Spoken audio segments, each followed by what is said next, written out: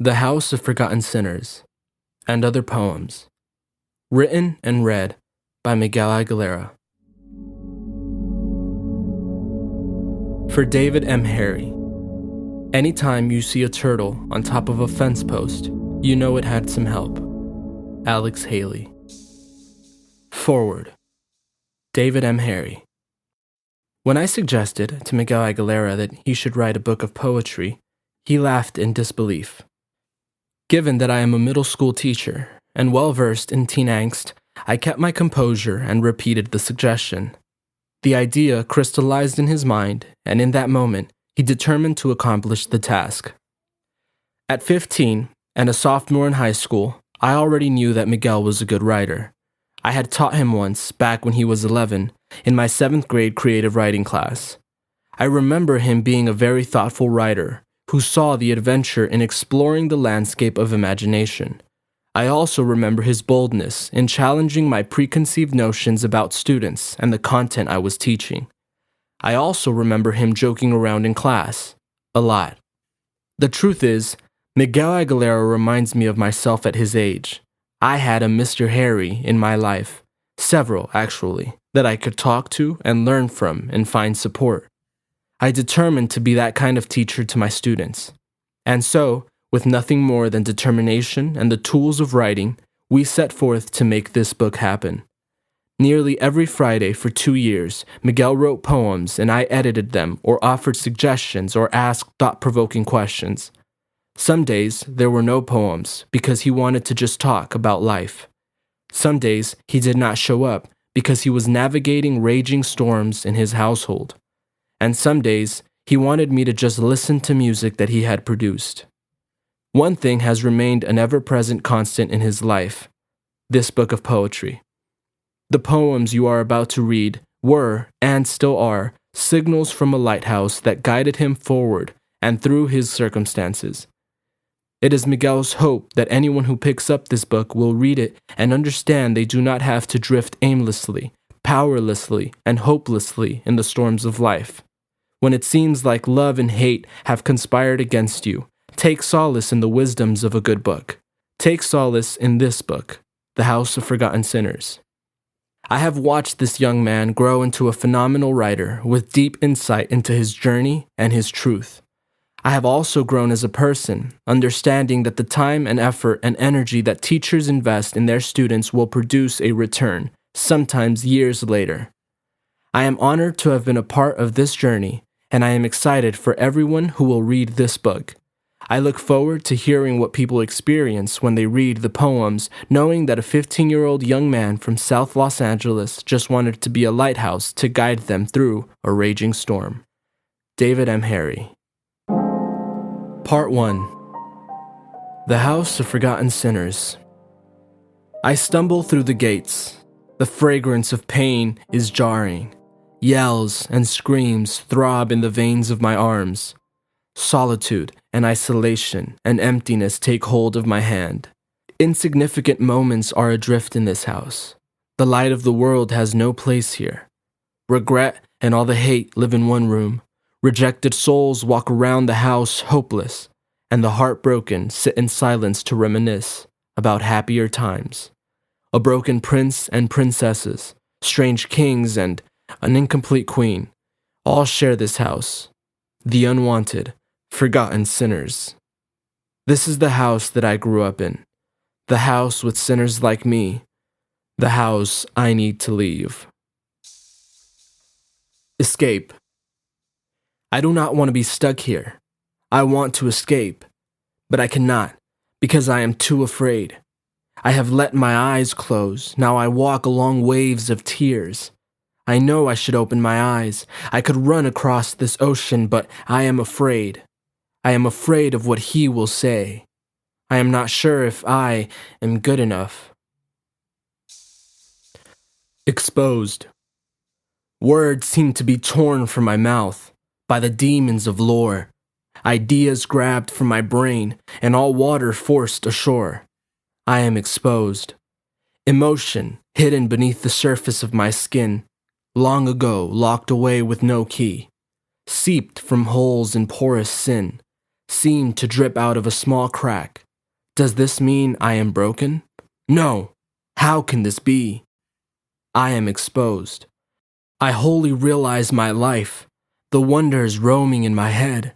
This feeling of being unknown is holding me down with words unsaid. I am exposed. Headphones 1. Where'd you go? Say my headphones as I walk back home. The day was so great, but now I feel so alone. Where'd you go? Say my headphones, trying to make me think.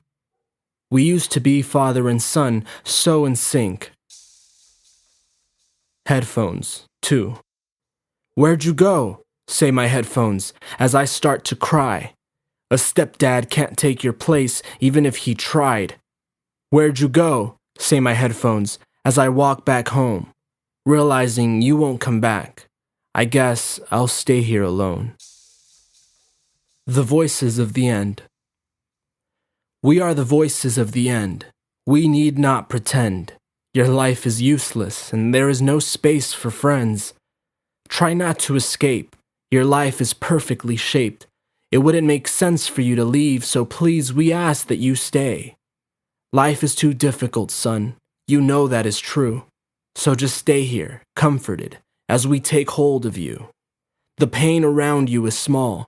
No need to run away at all. So son, please accept your life, and please accept your call. We won't hurt you any more than we have to, so don't walk out that door. You know that you cannot make it. You have tried it before. Life is too difficult, son, and you know that is true. So just stay here, be comforted, while we take hold of you. Thank you. Thank you for trashing your problems in my head. Thank you for not caring about anything I've said. Thank you for dragging me onto the street unfed, allowing friends to tear my body into pieces of bread. Thank you for standing while I lay in an abyss. Thank you for walking away while I stumble in the darkness. Thank you for covering your ears when I cried out for help, my voice, a meager offering you rejected. Thank you for pointing out every mistake.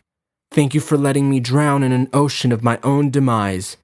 Thank you for letting me burn in the flames of my enemies, only to let my blood, the nectar of my life, quench the flames.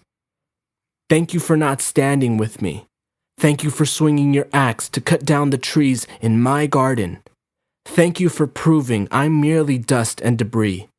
I have given my life for others who rejected me. Thank you. Monster. Don't open my heart when I die. Don't analyze my brain, because you'll find the real me.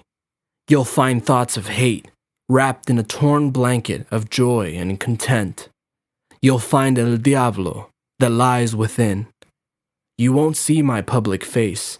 You'll see a child covered in blood, chains around the arms and neck, surrounded by spirits spewing sin at his face. You'll find monsters picking my soul apart. You won't find me. Don't open my heart when I die. Don't analyze my brain. Look at the shell of what I used to be. Promises. I promised. I said I would cover you. I said I would be your home during the storm. I said I'd take the hit to keep you safe. I said I'd build you a wall and fight your battles. I said I'd make you happy. You didn't want to do the same. You didn't protect me from the rain. You didn't want to risk your life for mine. You didn't want to save me from the impact. You didn't want to help me fight my battles. You didn't care to put a smile on my face. So now, it's my turn. I am the one leaving you unprotected. I am the storm trying to push you around. I am the driver trying to crush you. I am the one breaking down your walls. I am not on your side anymore. I promise. Hate's love. Do love and hate go along, walking together hand in hand, hugging each other and kissing one another on the lips? Do love and hate share their space, inviting each other to their house, to watch movies together and eat popcorn wrapped in blankets. Do love and hate talk amongst themselves, telling each other what they should do, giving each other advice on the people they are affecting? Because it seems like hate influenced love, told him to push you away from me, told him to make you stop loving me, told him to separate you and I. It seems to have worked. Now you hardly tolerate me. There is no love, only hate remains. All I'm allowed to do is question it. Why? The voice of the beginning. I am the voice of the beginning. I know your life is spinning. I know it's dark and it seems as if all truth has been thinning. Everything seems so hard. Your world is falling apart. And truth be told, you're living life with a broken heart. I am not here to make you change. I'm here to say it's okay. But if you want to live with peace of mind, I'd say you run away. There's no need to live in hate. I'd say pick up your weight. Take off that blanket of darkness, and you should learn to navigate. Because those voices of the end are only playing pretend. Get out of their sight and find a friend who will help you defend. I'm not here to make you change. I'm here to say it's okay. But if you want to live with peace of mind, I'd say you run away. Familiar streets. This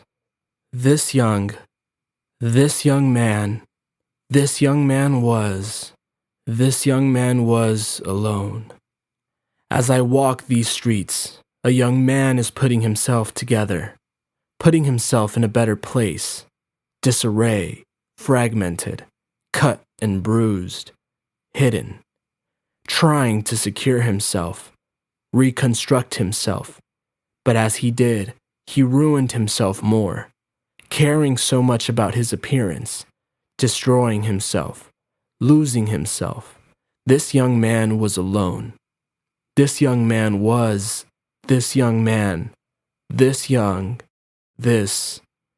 disappeared, protecting himself from all the voices. This young man and I, walking the streets of hurt together, we are one. Single. I'm a single cloud on a sunny day, blocking light on a single spot. I get yelled at by a single person to move myself away. But when I move, I get yelled at again, and no one seems pleased. Mother yells, sisters yell, but the worst are my fathers. When they tell me I'm no good, and they tell me I should leave, but wherever I go, I block the light, and not one single person seems to ever be pleased. Foreign language. It's as if life speaks another language. It can't understand me.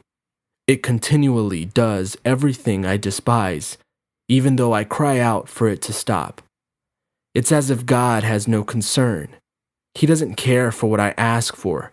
He lets me live in a ditch with demons that keep haunting me, and I cannot get away. Every time I run away, I seem to be pushed back down by a force I thought I knew clearly, but my solidarity shows there's no certainty. I am abandoned. My parents tell me it will get better. My friends say it will be all right, but I know they aren't speaking true words. The language of hope is foreign to me. What language is this? Let me know what you say. Let me know what you speak of. I need help, and I cannot understand anyone. Speak to me. Teach me your language. The abyss. I grew up in a world where my friends were juggernauts who trampled over me, not caring for how I felt. They consumed my energy, expecting me not to care. I grew up in a world where the psalmist sang songs of unrelieved cacophony, where I was a pawn, positioned and placed as others saw fit, insidious actions expecting me not to care. I grew up in a world, my eyes clouded with hate, and it slowly hurt me. None of my feelings were feigned. I was bothered by everything, while they stole all I had, expecting me not to care. I grew up in a world where I decided not to speak. I was afraid of sinning against myself. I felt like the forgotten, a sinner, walking among the followers of the Christ. They found me and burned me for heresy, expecting me not to care. I grew up in a world, a mausoleum of faith and sin, not knowing I was already dead. I was just waiting to sleep. It's almost imperceptible, the way the demons used me, expecting me not to care. I grew up in a world where the shrieks of flames consumed my prayers of gibberish, where my life was fragmented, flawed, and stitched together with calamitous intentions, expecting me not to care. I grew up in a world, but intuition said, don't stay. Luminosity was coming my way. Lift up your melancholy faces and be separated unto me this day. The juggernaut's maxim shall be put away, his words causing me to care.